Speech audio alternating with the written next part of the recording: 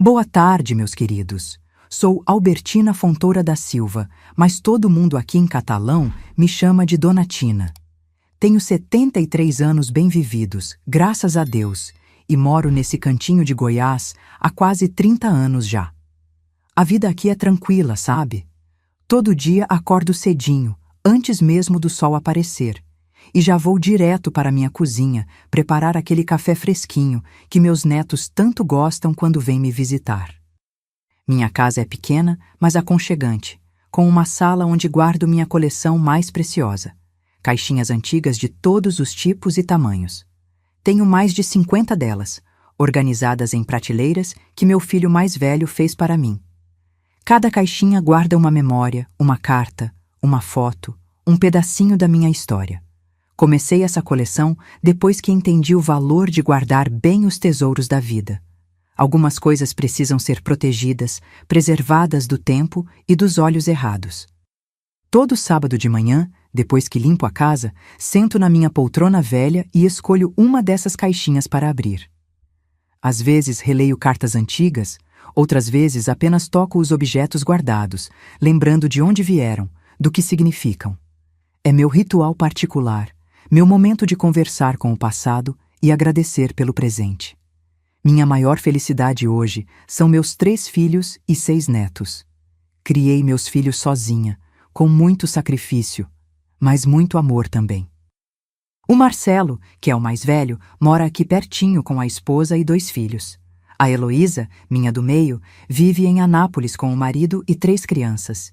E o caçula, meu Tadeu, está em Brasília. Acabou de me dar uma netinha nova, a pequena Jade. Comecei a gravar esses vídeos porque minha neta Camila insistiu muito. Ela disse: "Vó, suas histórias são muito importantes. Muita gente pode aprender com a senhora." No começo fiquei sem jeito, imagina, uma senhora da minha idade aparecendo nessas internets todas, mas depois fui pegando gosto.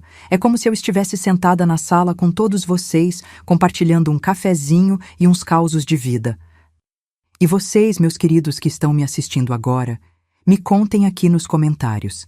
De qual cantinho desse Brasil tão grande vocês estão me vendo? E que horas são aí?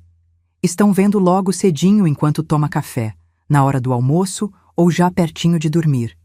Eu sempre leio tudinho e fico imaginando vocês, nas suas casas, tirando um tempinho para ouvir essa senhora idosa aqui. Me conta, viu? Vamos nos conhecer melhor.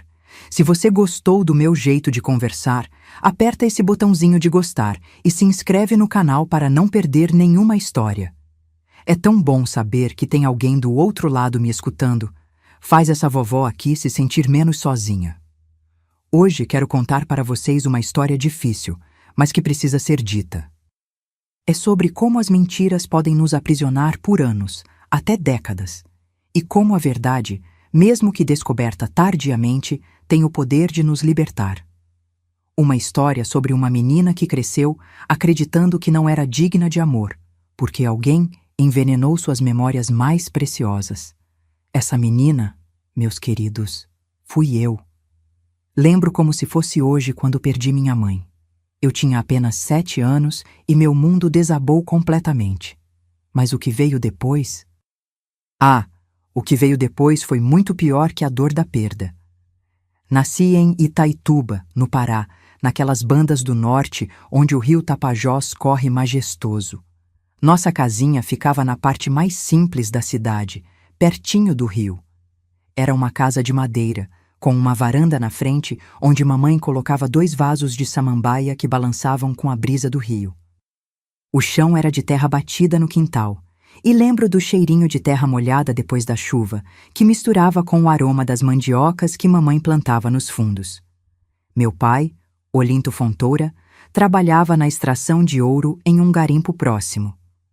Ele era um homem alto, de poucas palavras, com mãos grandes e calejadas. Naquela época, antes de tudo mudar, ele chegava do trabalho coberto de poeira, mas sempre trazia alguma coisinha para mim. Uma fruta diferente, uma pedra colorida que encontrava no rio. Mamãe, Dorcelina, era o oposto dele. Pequenina, falante, sempre cantarolando enquanto lavava roupa no tanque ou preparava o almoço. Éramos só nós 3.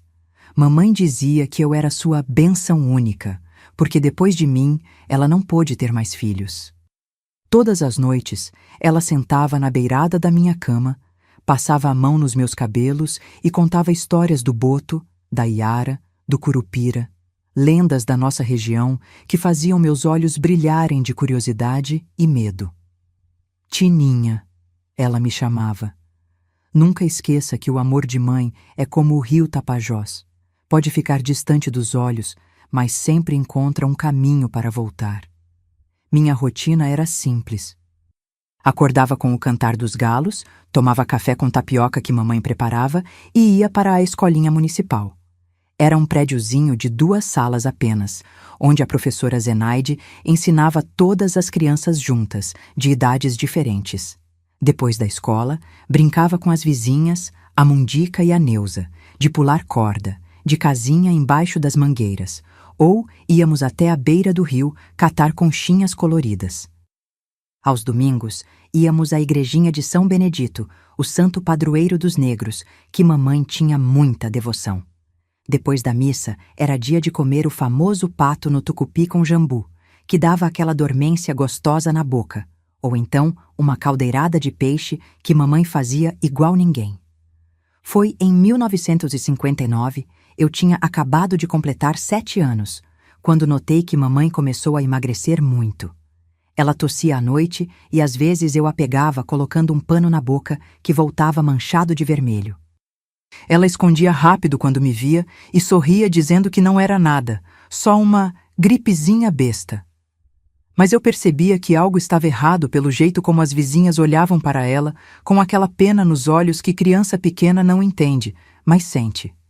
Meu pai ficava cada vez mais tempo fora, dizendo que precisava trabalhar mais para comprar os remédios da sua mãe. E mamãe, mesmo fraca, continuava a me contar histórias, a me pentear os cabelos, a me ensinar receitas simples. Preste atenção, Tininha, ela dizia. Uma mulher precisa saber se virar na cozinha. É uma forma de amor. Tinha um escritório pequeno na nossa casa, mais um cantinho mesmo, onde papai guardava documentos e algumas coisas que ele chamava de importantes. Lá tinha um cofre antigo, daqueles de ferro com uma chave grande. Às vezes, eu via a mamãe entrar lá quando papai não estava, mas nunca entendi direito o que ela fazia. Uma tarde, voltei da escola e encontrei a casa cheia de gente. A vizinha Dona Josefa me abraçou chorando, e foi então que soube. Mamãe tinha partido para o céu. A tuberculose, que naquela época consumia tanta gente na nossa região, tinha levado ela embora. Lembro do caixão simples, das flores de jardim que as vizinhas trouxeram e do silêncio pesado de meu pai, que nem chorou na frente de ninguém. Naquela noite, deitada na minha caminha, esperava que mamãe viesse como sempre para me contar uma história antes de dormir. Abracei forte minha boneca de pano, a única que tinha, feita pelas mãos dela, e chorei baixinho até adormecer. Não sabia ainda, mas aquela seria a última noite de paz que eu teria por muitos, muitos anos. Depois do enterro, papai mudou. Não voltou a trabalhar por várias semanas. Passava os dias bebendo cachaça, calado, olhando para o nada. As poucas palavras que dirigia a mim eram ásperas, como se eu tivesse culpa de alguma coisa.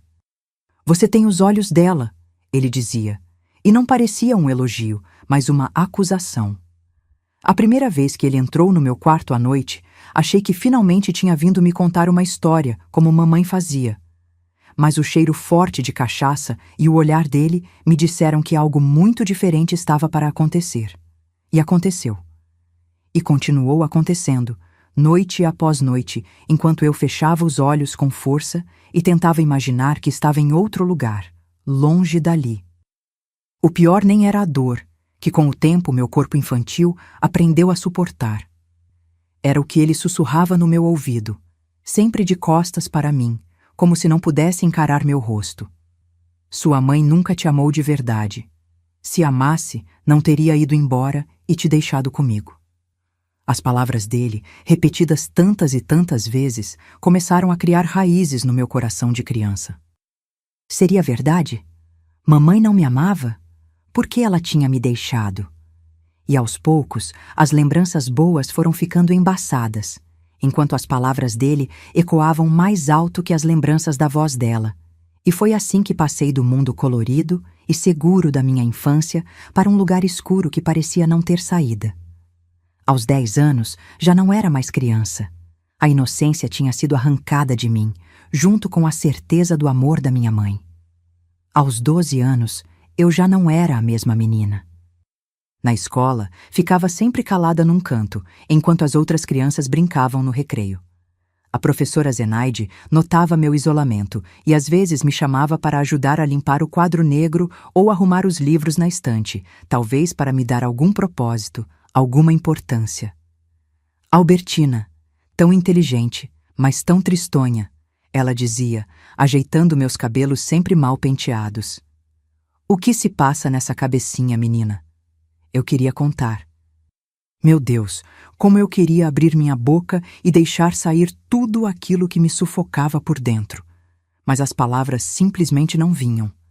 Era como se houvesse um nó permanente na minha garganta, e por trás dele, o medo.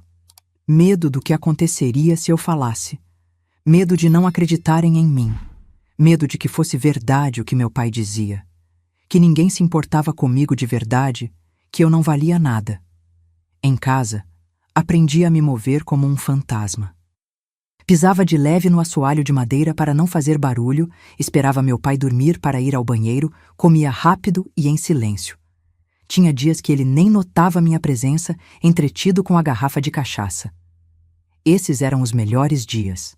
Nos piores, ele voltava do garimpo com aquele olhar que eu já conhecia bem demais. "Vem cá, menina", ele chamava, e meu corpo inteiro congelava de pavor. Foi numa tarde de domingo, eu tinha acabado de voltar da missa, ia sozinha agora, tentando manter alguma conexão com o mundo de antes, quando entrei em casa e encontrei meu pai remexendo numas caixas velhas que ficavam guardadas no alto do armário. "O que você está fazendo aí parada? Vem ajudar", ele ordenou, com a voz já arrastada pela bebida. Eram coisas da minha mãe que ele nunca tinha jogado fora. Roupas, alguns poucos objetos pessoais, um terço de contas azuis que ela sempre carregava. E no fundo de uma das caixas, um livrinho de capa marrom, gasto nas bordas. "Isso não serve para nada", meu pai resmungou, jogando o livro de qualquer jeito de volta na caixa. "Vou me livrar dessas tranqueiras todas." Naquela noite, não consegui dormir. Pensava no livrinho. Parecia ser um diário ou algo assim. E se tivesse algo da minha mãe ali? Algo que pudesse me dizer se era verdade? Se ela realmente não me amava como meu pai insistia em repetir?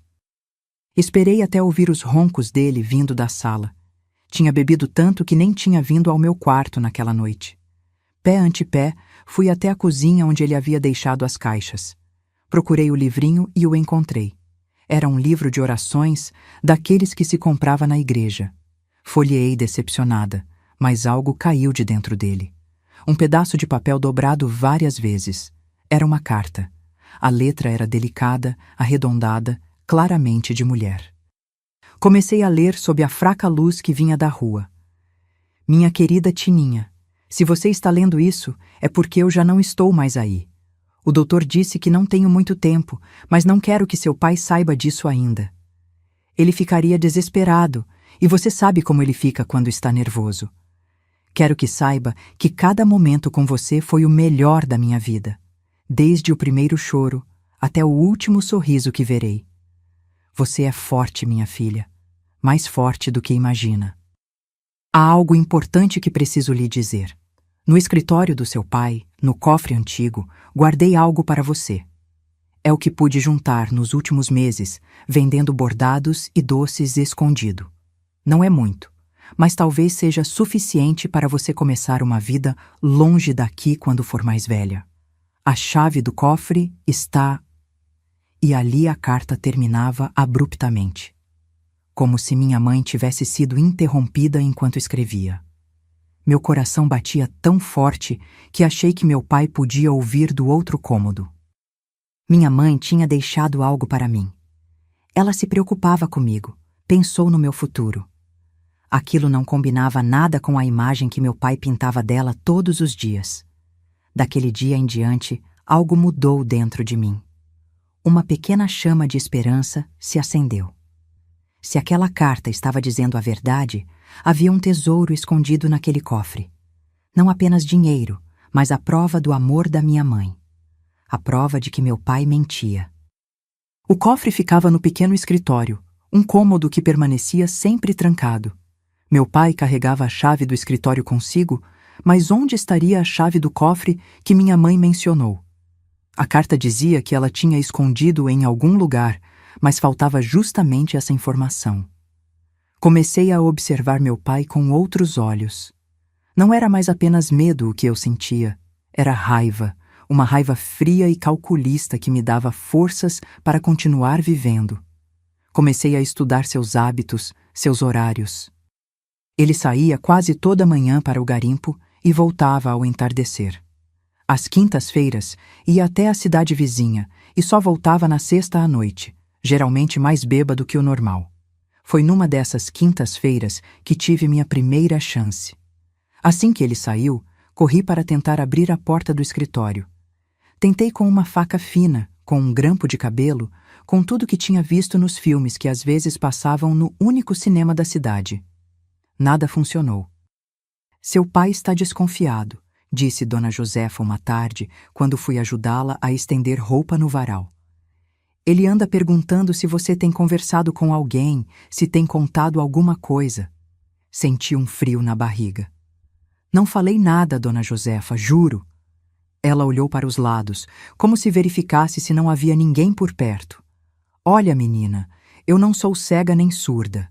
Sua mãe era minha amiga, sabe? Antes de partir, ela me fez prometer que olharia por você. Não tenho conseguido cumprir essa promessa direito. Me perdoe. Abaixei a cabeça. Será que ela sabia? Será que via as marcas nos meus braços, os olheiros permanentes sob meus olhos? Sua mãe estava juntando dinheiro. Ela continuou, em voz ainda mais baixa. Vendia bordados, doces de cupuaçu. Dizia que era para o futuro, mas nunca explicou direito. Olha, se precisar de ajuda, qualquer ajuda, a porta da minha casa está sempre aberta. Naquela noite, quando meu pai voltou, algo estava diferente. Ele parecia nervoso, inquieto. Quem mexeu nas minhas coisas? Ele perguntou de repente, me encarando com aqueles olhos injetados. Ninguém, pai. Eu nem entro lá. Ele se aproximou e instintivamente dei um passo para trás. Seu hálito era uma mistura de cachaça e cigarros. Você anda muito espertinha ultimamente. Andou conversando com a Josefa hoje, não foi? O que vocês tanto falavam? Nada, pai. Só fui ajudar ela com a roupa. Ele agarrou meu braço com força. Você acha que eu sou burro? Acha que não sei o que se passa nessa cidade?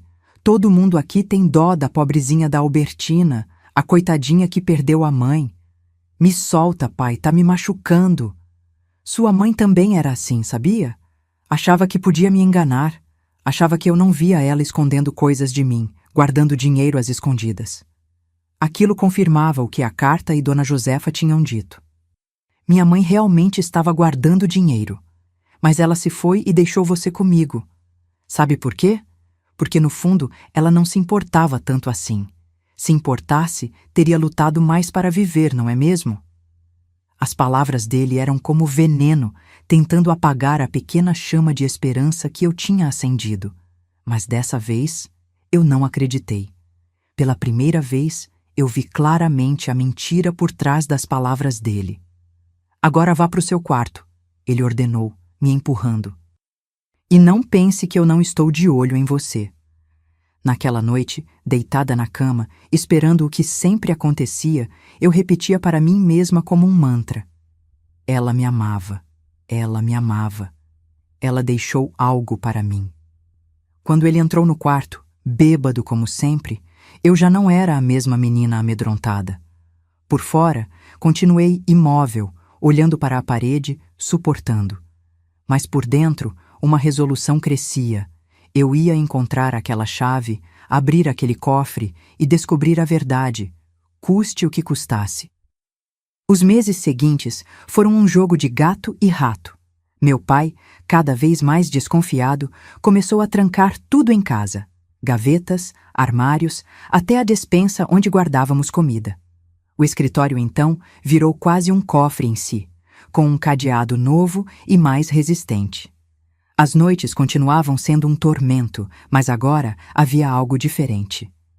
Eu não estava mais sozinha com meu desespero. A voz da minha mãe, através daquela carta incompleta, me fazia companhia. Durante o dia, quando ele saía para o garimpo, eu vasculhava cada centímetro da casa, procurando a maldita chave do cofre. Olhei em todos os lugares imagináveis. Dentro de latas vazias, costurada nos forros de almofadas velhas, enterrada nos vasos de plantas. Nada. Na escola, meu comportamento mudou.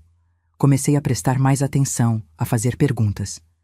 Um dia, após a aula, a professora Zenaide me chamou. Albertina, você está diferente, mais presente. Dei de ombros, sem saber o que responder. Sabe, eu conheci sua mãe, ela continuou. Dorcelina vinha sempre nas reuniões da escola, mesmo antes de você começar a estudar.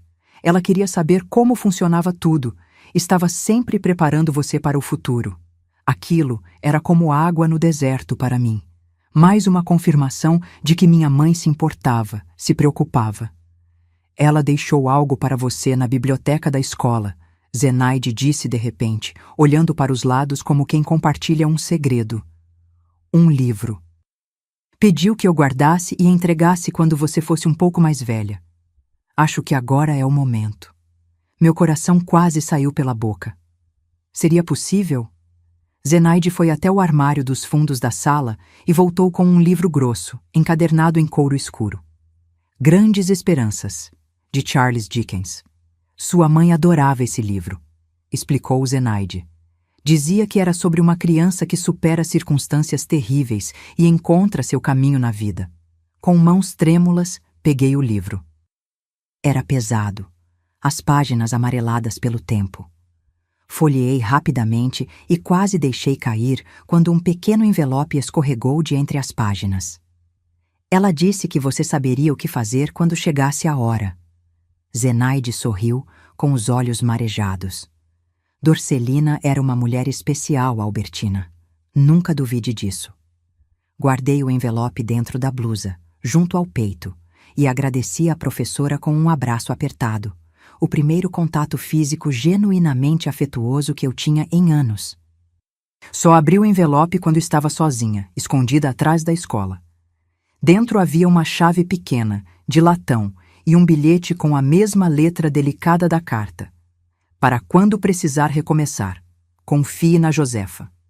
Não era a chave do cofre. Era pequena demais para isso. Mas era algo que minha mãe tinha deixado para mim, outra prova do seu amor e preocupação. Guardei-a pendurada em um cordão fino, escondida sob minhas roupas, junto ao peito, como um amuleto protetor. À medida que os meses passavam, meu pai ficava cada vez mais violento. Não apenas comigo, mas com todo mundo. Perdeu o emprego no garimpo por brigar bêbado com o patrão. Começou a dever dinheiro na cidade inteira.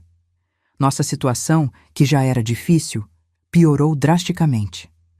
Numa noite particularmente ruim, quando ele voltou transtornado após saber que ninguém mais lhe vendia fiado, aconteceu o pior. Geralmente, o ritual noturno era silencioso. Ele mal falava. Mas naquela noite, ele parecia possuído por uma fúria que eu nunca tinha visto antes. Você é igualzinha a ela, ele gritava, jogando objetos pela casa. Tem o mesmo olhar, o mesmo jeito de me desafiar. Tentei me esconder no quarto, mas ele arrombou a porta. O que se seguiu foi tão violento que mesmo agora, tantos anos depois, não consigo colocar em palavras. Quando finalmente acabou, eu estava caída no chão, quase inconsciente.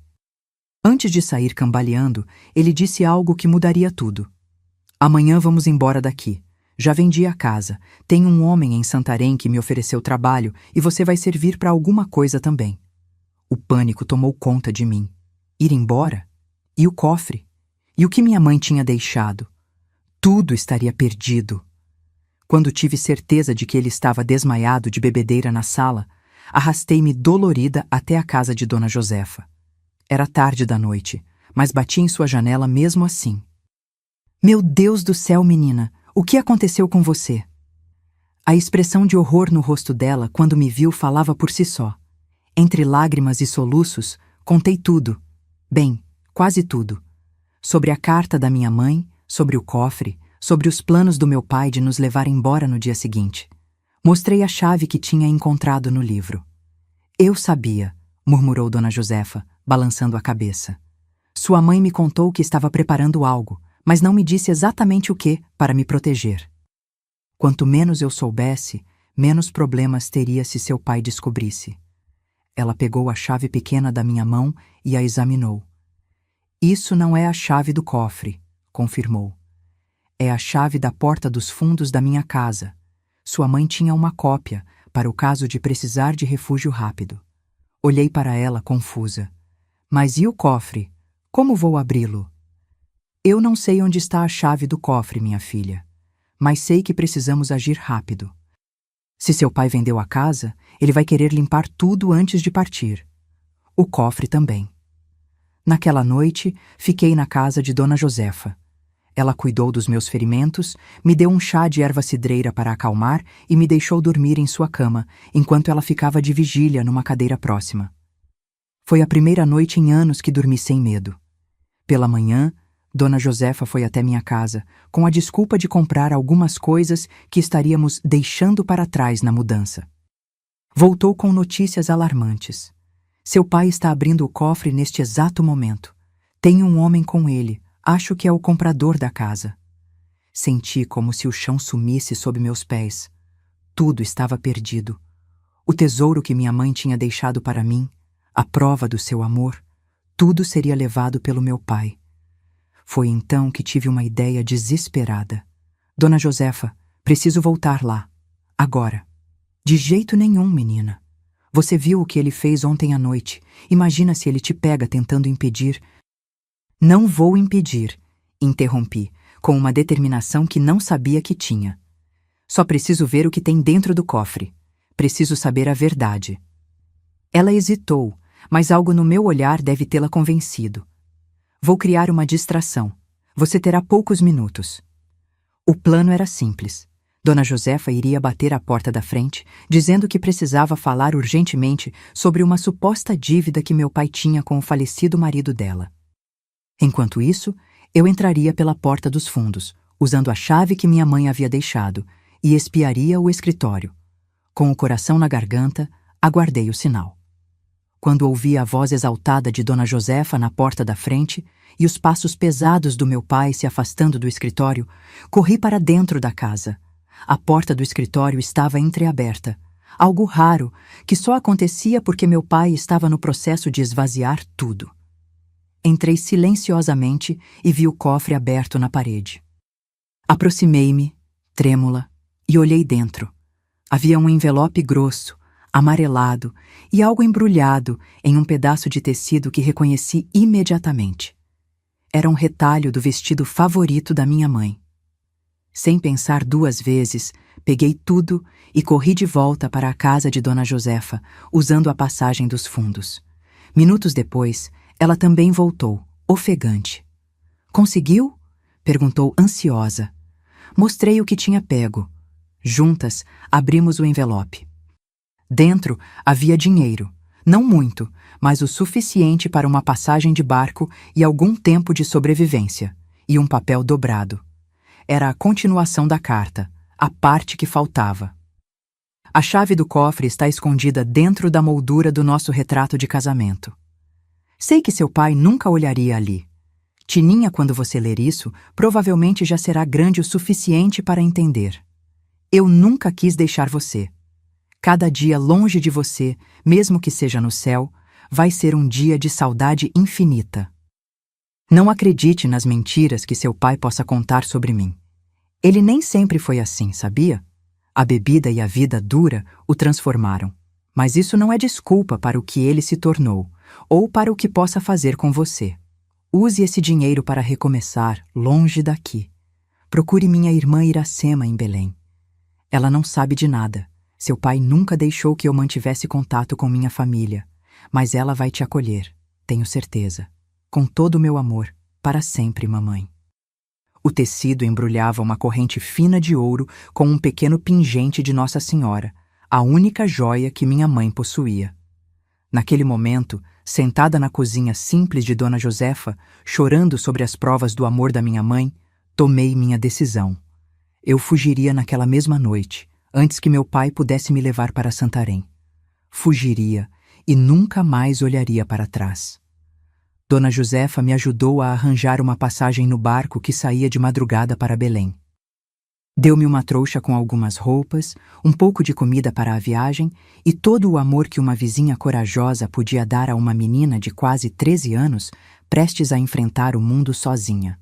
Tem certeza de que não quer que eu vá até a delegacia? Ela perguntou pela última vez, enquanto me abraçava na beira do rio, esperando o barco. Não, respondi firme. Eles não fariam nada. Todo mundo tem medo do meu pai e ninguém acreditaria em mim. Além disso, quero deixar tudo isso para trás. Quero esquecer. O barco apitou, anunciando a partida iminente. Dona Josefa me abraçou uma última vez. Vá com Deus, filha. Sua mãe estaria orgulhosa da sua coragem. Com lágrimas nos olhos, embarquei no pequeno barco a motor que me levaria para longe daquele pesadelo. Enquanto as luzes de Itaituba ficavam para trás, engolidas pela escuridão da noite amazônica, apertei contra o peito o pingente da minha mãe e a carta. Provas irrefutáveis de que eu era amada, de que merecia uma vida melhor. O barco avançava lentamente pelo Tapajós, e eu olhava para as estrelas refletidas na água escura. Pela primeira vez em muitos anos, senti algo parecido com paz. Não sabia o que me esperava em Belém. Não sabia se encontraria minha tia Iracema. Não sabia como seria viver por conta própria sendo tão jovem. Mas sabia, com certeza absoluta, que minha mãe tinha me amado. E por enquanto, isso era tudo que eu precisava saber. A viagem pelo rio Tapajós foi longa e exaustiva. 3 dias dentro daquele barco pequeno, dormindo encolhida entre sacas de farinha e outras mercadorias, comendo o pouco que Dona Josefa tinha me dado. As outras pessoas me olhavam com curiosidade. Uma menina tão nova viajando sozinha era algo incomum. Inventei uma história sobre ir encontrar minha mãe que trabalhava em Belém. Ninguém questionou muito. Na Amazônia daquela época, histórias de famílias separadas pela necessidade eram comuns demais. À noite, sozinha na proa do barco, eu olhava para o céu estrelado e conversava em silêncio com minha mãe. Estou indo, mamãe. Estou seguindo o que você queria para mim. O medo do desconhecido era grande, mas o medo de voltar era infinitamente maior. No segundo dia de viagem, paramos numa pequena comunidade ribeirinha para abastecer. Enquanto esperava, ouvi 2 homens conversando. Soube do Olinto lá de Itaituba? Tá desesperado procurando a filha. Meu sangue gelou. Não conseguia me mover para ouvir melhor. Dizem que a menina fugiu com algum dinheiro dele. O homem tá uma fera, jurou que vai encontrar a moleca, nem que tenha que revirar o Pará inteiro. Voltei para o barco tremendo, me escondendo ainda mais. Ele estava me procurando. Claro que estaria. Não pelo meu bem-estar, mas pelo dinheiro. O dinheiro que minha mãe tinha economizado com tanto sacrifício. Naquela noite, tive pesadelos horríveis. Sonhei que estava de volta ao meu quarto em Itaituba, que meu pai entrava e me pegava com a carta e o dinheiro. No sonho, seu rosto se transformava em algo monstruoso, enquanto ele repetia: "Você é igualzinha a ela, traiçoeira, mentirosa." Acordei chorando, com o barulho do motor do barco abafando meus soluços. Quando finalmente chegamos a Belém, eu estava exausta e apavorada. A cidade era enorme comparada a Itaituba, pessoas por toda parte, carros, prédios altos. Me senti minúscula e completamente perdida. Como encontraria minha tia Iracema numa cidade daquele tamanho? Tudo o que sabia era seu nome, nada mais. Nem endereço, nem ocupação. A carta da minha mãe não dava nenhum detalhe específico. Passei aquele primeiro dia andando pelo cais, com minha pequena trouxa, tentando encontrar coragem para perguntar a alguém sobre uma tal de Iracema, irmã de Dorcelina, que eu nem sabia se ainda morava em Belém. Quando anoiteceu, a realidade da minha situação caiu sobre mim como uma pedra. Eu estava sozinha, numa cidade desconhecida, sem lugar para dormir, com um dinheiro que não duraria muito tempo e um pai furioso me procurando. Sentei num banco da praça próxima ao mercado Ver-o-Peso e chorei até não ter mais lágrimas. Menina, está tudo bem? Levantei o rosto e vi uma senhora de meia idade com um rosário pendurado no pescoço, olhando para mim com preocupação. Estou procurando minha tia, consegui dizer entre soluços, mas não sei onde ela mora. Como é o nome dela? Iracema. Ela é irmã da minha mãe, Dorcelina, que morreu. A senhora sentou-se ao meu lado. E você veio de longe procurar por ela? Assenti, enxugando as lágrimas. Olha, já está escurecendo. Não é seguro você ficar aqui sozinha. Por que não vem comigo até a igreja? O padre Augusto pode ajudar a encontrar sua tia amanhã. Hesitei. Ir com uma estranha? Mas o que mais eu poderia fazer? A senhora se chamava Dulce e era zeladora da igreja de Nossa Senhora de Nazaré. Ela me levou até lá e explicou minha situação ao padre Augusto, um senhor idoso de fala mansa que me ofereceu um quarto nos fundos da igreja para passar a noite. Amanhã vamos colocar um anúncio na rádio, ele prometeu. É o jeito mais rápido de encontrar alguém em Belém. E dormi mal naquela noite, apesar da cama limpa e do estômago cheio. Dulce tinha feito questão de me alimentar com uma sopa quente de peixe com jambu. A sensação de estar sendo perseguida não me abandonava. Em cada sombra, em cada barulho, eu imaginava meu pai me encontrando. Na manhã seguinte, o padre Augusto cumpriu sua promessa e foi até a Rádio Marajoara, a mais popular de Belém, para colocar um anúncio. Procura-se Iracema, irmã de Dorcelina de Itaituba, falecida. Sua sobrinha a aguarda na igreja de Nossa Senhora de Nazaré.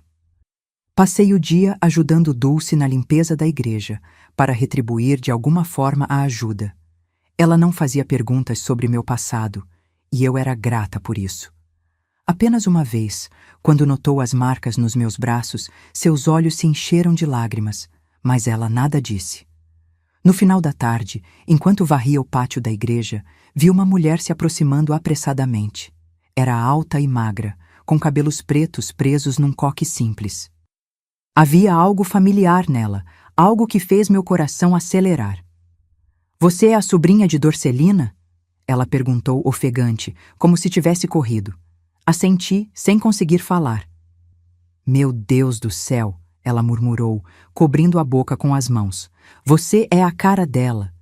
Era Iracema, minha tia. Ela me abraçou ali mesmo, no meio do pátio da igreja, e choramos juntas. Ela pela irmã perdida há anos, eu pelo alívio de finalmente encontrar um pedaço da minha mãe neste mundo. Naquela noite, na pequena casa de Iracema, no bairro do Jurunas, contei a ela uma versão editada da minha história. Falei da morte da minha mãe, da carta que tinha encontrado, da decisão de fugir para encontrá-la. Não consegui contar sobre os abusos. A vergonha e o medo ainda eram grandes demais. Dorcelina e eu perdemos contato depois que ela se casou com seu pai, explicou Iracema. Ele nunca gostou da nossa família, dizia que éramos gente simples demais para o gosto dele. Irônico, não? Um garimpeiro se achando melhor que os outros. Ela mostrou as poucas fotos que tinha da minha mãe. Uma delas, as duas juntas, ainda adolescentes, sorrindo para a câmera. Minha mãe era linda, com olhos vivos e um sorriso largo que eu tinha quase esquecido. Ela escreveu uma vez, continuou Iracema, dizendo que estava doente, mas que não contasse a ninguém. Pedia para eu rezar por ela e por você. Foi a última carta que recebi. Tia Iracema me acolheu sem hesitar.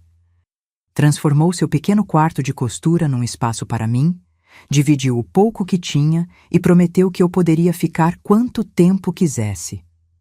Somos família, ela disse simplesmente. Mas o medo não me abandonava. Uma semana depois de chegar a Belém, vi um homem parecido com meu pai na feira.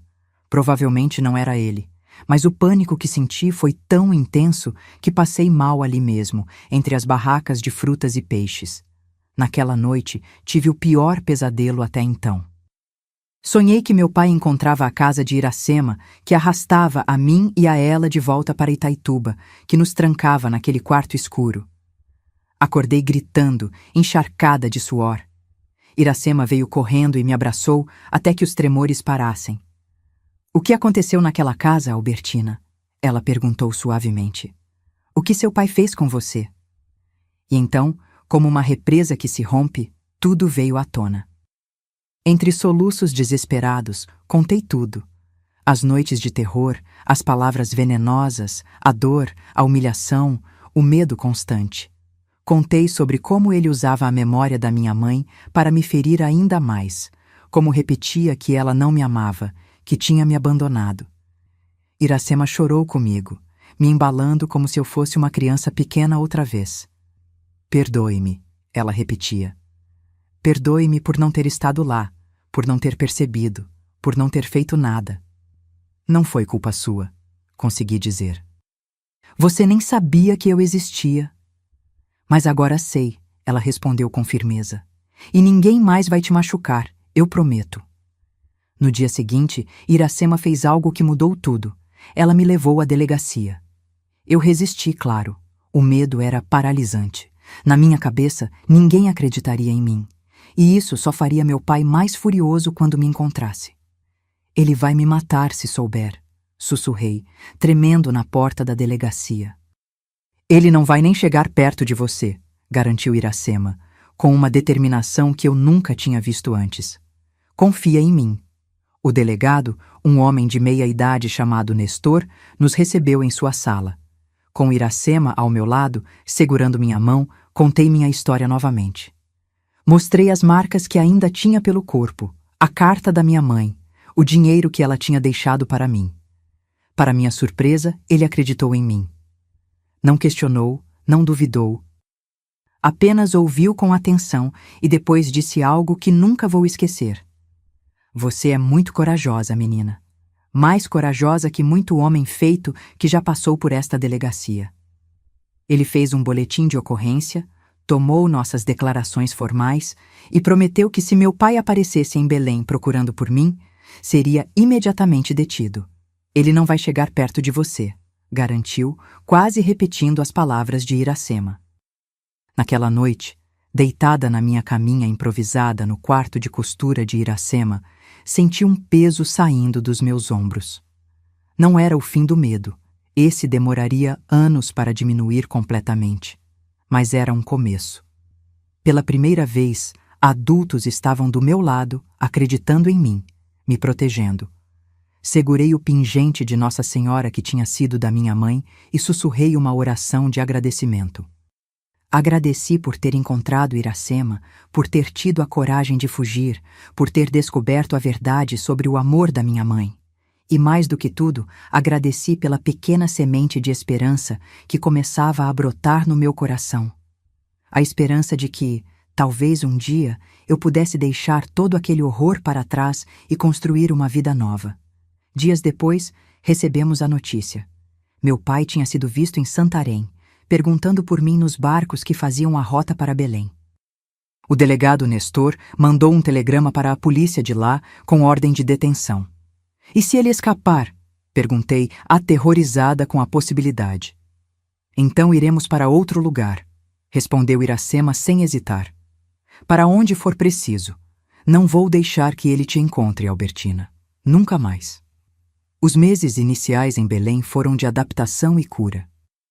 Tia Iracema me matriculou na escola local. Eu tinha perdido quase um ano com toda aquela situação e me incentivava a fazer amizades, a retomar uma vida normal.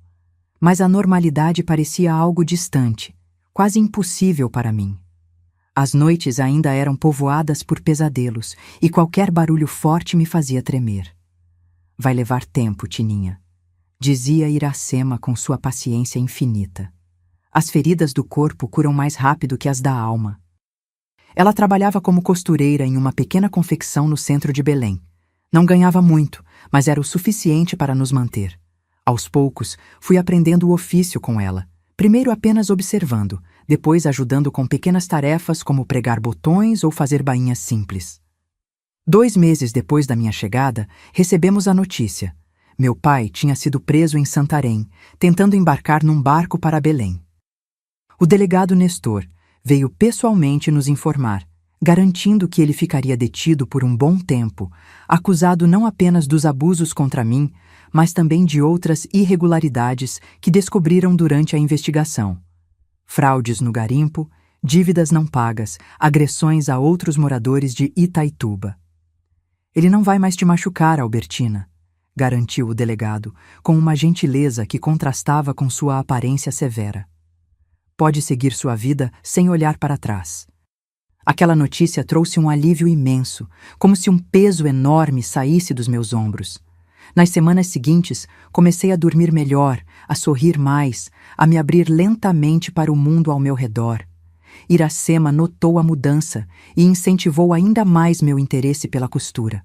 Você tem mãos boas para isso, igualzinho à sua mãe, ela dizia com orgulho. Descobri que costurar tinha um efeito terapêutico sobre mim. A concentração necessária para alinhar os pontos, a satisfação de ver uma peça tomando forma, tudo isso me ajudava a focar no presente, a afastar os pensamentos sombrios sobre o passado. 1 ano se passou, depois 2. Eu crescia, aprendia, me transformava.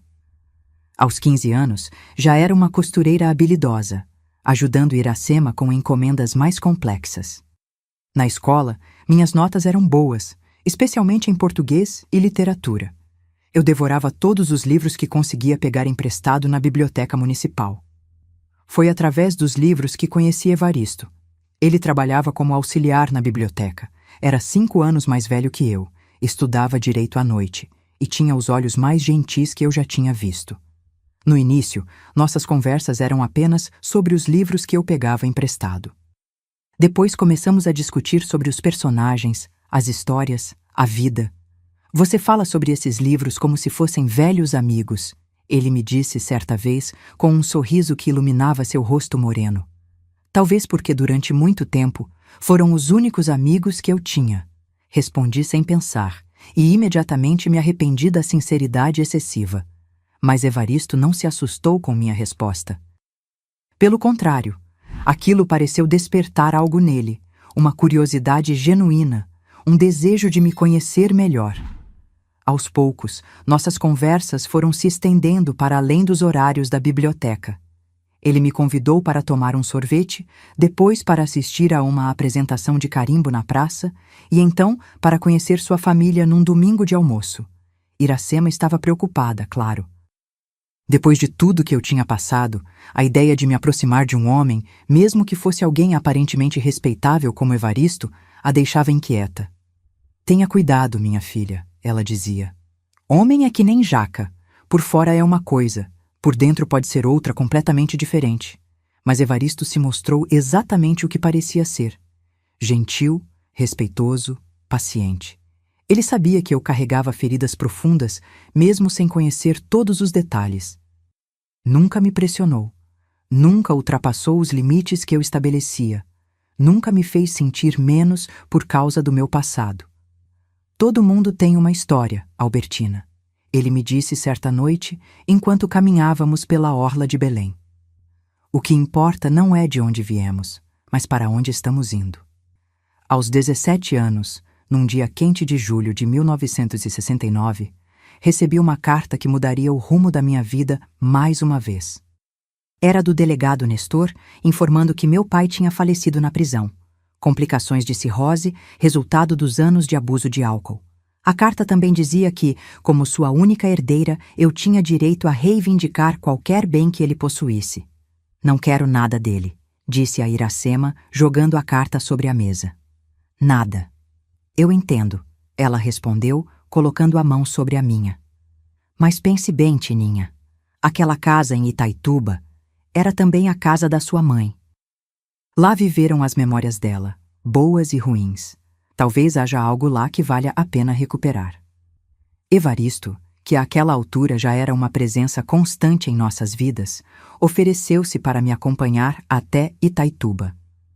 Você não precisa enfrentar isso sozinha, ele disse com aquela firmeza tranquila que eu tanto admirava. Depois de dias de reflexão, decidi aceitar a oferta. Não pelo dinheiro ou pela propriedade em si, mas pela possibilidade de encerrar aquele capítulo da minha vida, de uma vez por todas, em meus próprios termos. A viagem de volta a Itaituba foi surreal. O barco seguindo o mesmo caminho que eu tinha feito anos antes, mas agora em sentido contrário. Eu não era mais aquela menina assustada, fugindo no meio da noite. Era uma jovem mulher, com planos, sonhos e, o mais importante, com pessoas que realmente se importavam comigo ao meu lado. Ao desembarcarmos, a cidade parecia menor do que eu lembrava. Algumas coisas tinham mudado, outras permaneciam exatamente iguais. A casa onde passei minha infância estava abandonada, com ervas daninhas crescendo no quintal e as janelas empoeiradas. Quando abri a porta da frente, o cheiro de mofo e abandono me atingiu como uma onda. Por um momento, todos os medos antigos voltaram. Quase podia ouvir os passos pesados do meu pai se aproximando do quarto. Evaristo percebeu minha hesitação e segurou minha mão com firmeza. "Estou aqui", ele disse simplesmente, e aquelas duas palavras me deram força para continuar. Percorremos os cômodos lentamente. A cozinha onde minha mãe preparava nossas refeições, cantarolando. A sala onde ela me ensinava a bordar nas tardes de domingo. E finalmente o escritório. O lugar que tinha sido central em toda aquela história de dor e redenção. O cofre ainda estava lá, aberto e vazio, como eu o tinha deixado naquela noite fatídica. Passei os dedos pela superfície fria do metal, lembrando de tudo que aquele objeto tinha representado para mim. "Foi aqui que encontrei a verdade", expliquei a Evaristo. "A verdade que me libertou." Enquanto vasculhávamos a casa, encontramos outras coisas que minha mãe tinha deixado para trás. Fotografias antigas, um caderno com receitas escritas à mão, pequenas lembranças de uma vida que foi interrompida cedo demais. Cada objeto era como um pedaço dela voltando para mim, preenchendo os espaços vazios da minha memória. No último dia em Itaituba, antes de partirmos, tomei uma decisão. Com a ajuda de Evaristo e de um advogado local, coloquei a casa à venda. O dinheiro, decidimos, seria usado para um novo começo. "Sabe o que quero fazer?" perguntei a Evaristo enquanto o barco se afastava do cais, levando-nos de volta a Belém. "Quero abrir um pequeno ateliê de costura, um lugar onde eu possa criar, ensinar outras mulheres, talvez até ajudar meninas que passaram por situações difíceis como eu." Ele sorriu. Aquele sorriso que desde o início tinha me feito acreditar que havia bondade genuína no mundo. "É uma ideia maravilhosa, Albertina. E eu quero estar ao seu lado para ver isso acontecer." 3 meses depois, no meu aniversário de 18 anos, Evaristo me pediu em casamento. Não foi uma surpresa. Nossos corações já sabiam que estávamos destinados a caminhar juntos. Iracema chorou de alegria ao receber a notícia, abraçando-nos como se fôssemos seus próprios filhos. O casamento foi simples, na pequena igreja do bairro do Jurunas. Usei um vestido branco que Iracema e eu costuramos juntas, com renda delicada nas mangas e na barra. Evaristo esperava no altar com aquele olhar que sempre me fazia sentir segura, valorizada, amada. Quando o padre perguntou se eu aceitava Evaristo como meu legítimo esposo, respondi com a voz firme e o coração transbordando de certeza. "Sim, aceito." Naquele momento, enquanto as mãos de Evaristo seguravam as minhas com gentileza, senti como se minha mãe estivesse ali, sorrindo para mim. Ela tinha me deixado aquele cofre cheio de amor e esperança, para que um dia eu pudesse construir minha própria vida, livre das sombras do passado. E foi exatamente isso que eu fiz. Hoje, aos 73 anos, agradeço todos os dias por ter encontrado meu caminho para essa vida tranquila aqui em Catalão. O sol de Goiás é diferente do sol do Pará, mais seco, menos abafado, mas igualmente acolhedor. Minha casa é simples, mas é meu refúgio, meu cantinho de paz que conquistei depois de tanta luta. A mudança para Catalão aconteceu em 1995, quando Evaristo recebeu um convite para trabalhar como professor na faculdade que estava começando aqui. Nossos filhos já estavam crescidos. Marcelo tinha 24 anos, Heloísa 22 e Tadeu, o caçula, 18. Foi uma decisão difícil deixar Belém, onde tínhamos construído nossa vida por quase 3 décadas, mas o coração me dizia que era hora de uma nova aventura. Meu ateliê de costura em Belém tinha crescido ao longo dos anos, transformando-se em uma pequena escola onde ensinava o ofício para mulheres que, como eu, precisavam reconstruir suas vidas. Quando viemos para Catalão, trouxe essa paixão comigo. Logo montei um espaço nos fundos da casa e não demorou para que as encomendas começassem a chegar, vestidos de festa, cortinas, enxovais de bebê. Hoje estou aposentada da costura profissional. As vistas já não são mais as mesmas, meus dedos ficam doloridos depois de muito tempo com a agulha, mas continuo com minha coleção de caixinhas. Cada uma delas guarda um pedaço da minha história. Tenho uma especial, feita de madeira de cedro, com entalhes delicados, onde guardo as poucas fotografias da minha mãe, a carta que ela me deixou e o pingente de Nossa Senhora que estava no cofre. Evaristo partiu há 5 anos, depois de 48 anos juntos. Um infarto silencioso enquanto dormia, sem sofrimento. A dor da perda foi imensa, mas diferente de todas as outras dores que experimentei na vida. Era uma dor limpa, se é que posso chamar assim. A dor de perder alguém que me amou genuinamente, que me ajudou a cicatrizar feridas antigas, que me mostrou que eu merecia ser amada.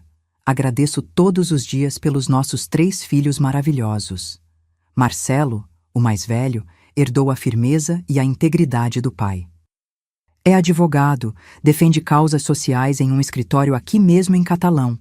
Heloísa seguiu para a área da educação, é professora universitária em Anápolis. E Tadeu, meu caçula inquieto, trabalha com tecnologia em Brasília. Coisas de computador que confesso não entender direito, mas que ele tenta me explicar com paciência quando vem me visitar. Minhas manhãs começam cedo. O hábito de acordar com o nascer do sol ficou dos tempos de menina em Itaituba. Preparo meu café, sento na varanda dos fundos e observo os passarinhos que vêm comer as frutinhas da jabuticabeira que plantei quando chegamos. Depois, geralmente me ocupo organizando minhas caixinhas, escrevendo no meu diário ou lendo algum livro. Continuo sendo uma devoradora de histórias, como nos tempos da biblioteca onde conheci meu Evaristo. Às quintas-feiras, vou ao centro comunitário do bairro, onde participo de um grupo de contação de histórias para crianças. As pequenas adoram quando conto lendas da Amazônia, com todos os detalhes coloridos e misteriosos. Mantenho viva a tradição que minha mãe começou, tantos anos atrás, quando me contava sobre o Boto e a Iara antes de dormir. Aos domingos, a casa se enche de vozes e risos quando Marcelo vem com a família para o almoço. Preparo galinhada com pequi, prato que aprendi a fazer aqui e que virou tradição familiar. Os netos correm pelo quintal, brigam, fazem as pazes, me pedem para contar histórias de quando o pai deles era pequeno. São momentos que guardo com carinho, como preciosidades nas minhas caixinhas mentais.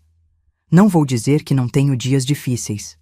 Às vezes, alguma lembrança antiga surge do nada, um cheiro, uma palavra, um sonho, e me leva de volta àqueles anos sombrios em Itaituba. Mas aprendi a não deixar essas memórias me dominarem. Respiro fundo, abro minha caixinha especial, olho para o pingente da minha mãe e lembro que a história dela e a minha não terminaram em tragédia, mas em redenção. A vida me ensinou que somos muito mais do que nossos traumas.